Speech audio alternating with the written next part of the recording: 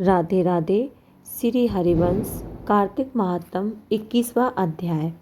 विष्णु पूजन और व्रत। कार्तिक का है महान, विप्र धर्मदत्त इस तरह पाया गढ़ से ज्ञान।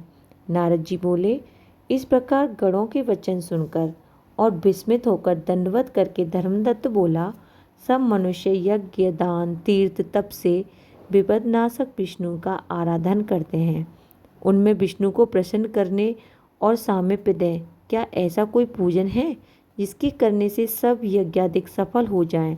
गण बोले, हे विप्र, तुमने ये अच्छा प्रश्न किया है। एक प्राचीन वृतांत हम कहते हैं, एकाग्र चित्त होकर सुनो। कांचीपुरी में चोल नामक चक्रवर्ती राजा था।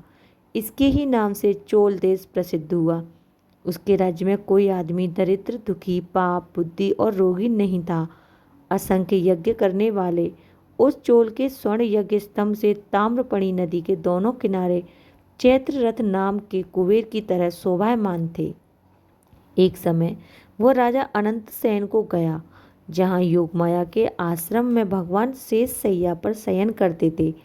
उसने वहाँ लक्ष्मीपति भगवान को मोतियों और सुंदर सुवर्ण के फूलों से पूजन किया और दंडवत प्रणाम करके वहाँ बैठ गया।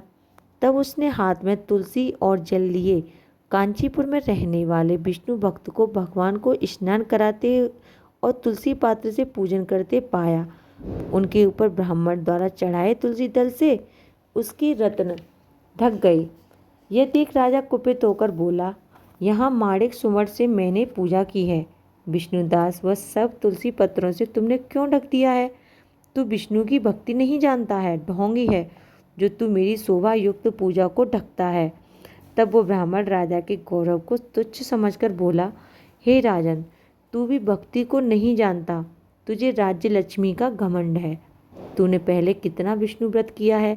गण बोले, ब्राह्मण का वचन सुनकर और हंसकर राजा गर्व सहित वचन कहने लगा कि जो तू भक्ति का गर्व करता है तो बता, तुझ दरिद्री की भक्ति कितनी है?